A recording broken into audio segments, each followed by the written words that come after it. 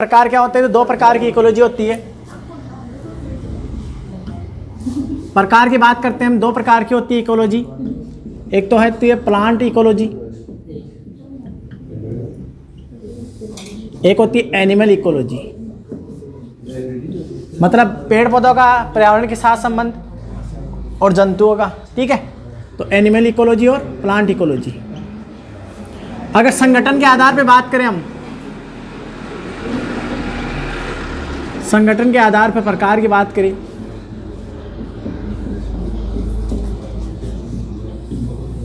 तो दो प्रकार के होते हैं इसमें भी। पहला ऑटो इकोलॉजी, ऑटो इकोलॉजी इसे बोलते हैं स्व पारिस्थितिकी।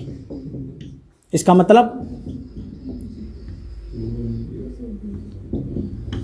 मतलब यह है कि एक की जाति का पर्यावरण के साथ संबंध है, एक जाति का।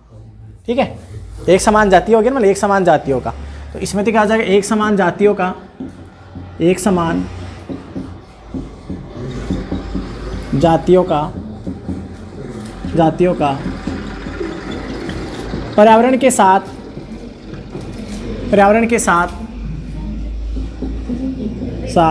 संबंध।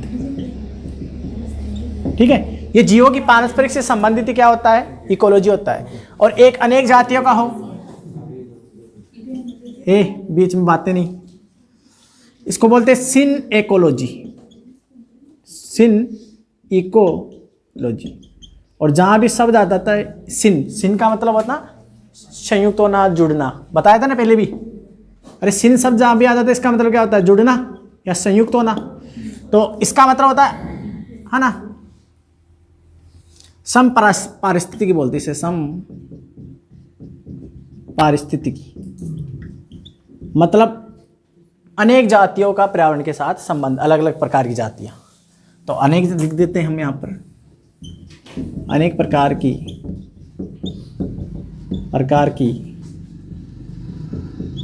जातियों का पर्यावरण के साथ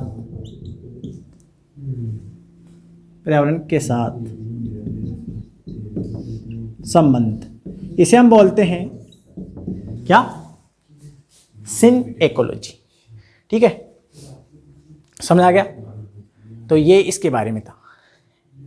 अब हम एक डायग्राम बनाऊंगा। इससे पहले है ना, इसको प्रभावित करने वाले अलग अलग कारक होते हैं।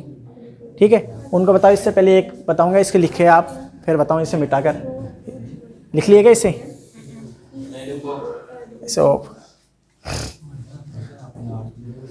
ठीक है, देखो ध्यान से, इकोलॉजी कैसे बनती है, कौन से हैं आपको ध्यान से बताऊं। एक सीक्वेंस चलती है। ठीक है, यहाँ से देखना, सबसे नीचे आप जानते हो जाति आती है, जिसे स्पीशीज बोलते हैं हम, है ना। वर्गीकरण की सबसे छोटी इकाई थी, हम उसमें पढ़ लिए थे ना टेक्सोनॉमी में। तो ये जाति होती है जिसे हम बोलते हैं व्यष्टि। क्या बोलते हैं? व्यष्टि। बायोलॉजी में ये शब्द लिखा हुआ है ना, व्यष्टि। व्यष्टि यानी जाति होती है। ये जाति से फिर आगे अनेक समूह होता है, उसे हम बोलते हैं समष्टि, यानी जातियों का समूह, जिसे आम भाषा में हम बोलते हैं पॉपुलेशन या जनसंख्या। क्या बोलते हैं? यानी जातियों का समूह क्या कहलाता है? पॉपुलेशन।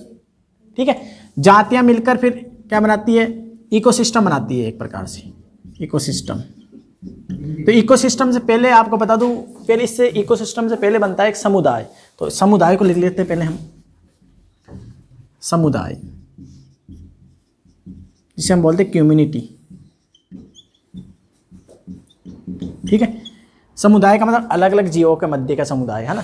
जैसे पशुओं का अलग हो गया, अलग पशुओं भी अलग अलग, जैसे गाय का, भैंस का, बकरी का, इंसानों का, अलग अलग समुदाय बन गए। ठीक है, और इसके बाद में चलते हैं हम इकोसिस्टम। इसको हम बोलते हैं पारितंत्र। अब बताओ पारितंत्र शब्द किसने दिया था? एजिटेंसले ने, है ना, 1935 में। बता देंगे इसको भी। और इसके बाद में आता है बायोम, और बायोम को हम बोलते हैं जीवोम। यानी बड़े इकोसिस्टम को हम क्या बोलते हैं? बायोम या जीवोम बोलते हैं। ठीक है, बड़े इकोसिस्टम को, तो बड़े इकोसिस्टम को बायोम बोलते हैं। इसे लिख लेना आप, बड़े इकोसिस्टम को क्या बोलते हैं हम? बायोम बोलते हैं। पारितंत्र का मतलब होता है जैविक अजैविक घटक। ये तो पूरा चैप्टर है, इसको तो हम पढ़ेंगे पूरा का पूरा। ठीक है। और ये समष्टि आप जानते हो, है ना, जातियों का समूह, जातियों का समूह, ठीक है। वैसे आपको बता दें कि एक इकोलॉजी में हम मानते हैं तो उस पारितंत्र को नहीं मानते, इन चार को ही मानते हैं, चार घटक ही मानते हैं, जाति, समष्टि, समुदाय और बायोम को ही मानते हैं हम, ठीक है। ये क्रम होता है एक। तो इससे भी आपसे क्वेश्चन आ जाते हैं कई बार, सीक्वेंस से भी, ठीक है। इस सीक्वेंस से भी क्वेश्चन पूछ लेते हैं, इसे भी लिख लो, जाति, समष्टि, समुदाय, पारितंत्र, बायोम, ठीक है। बायोम के आगे फिर यूनिवर्स यानी जगत, यूनिवर्स आ जाता है, ठीक है। पहले दिखाया था ना एक बार इसको पहले।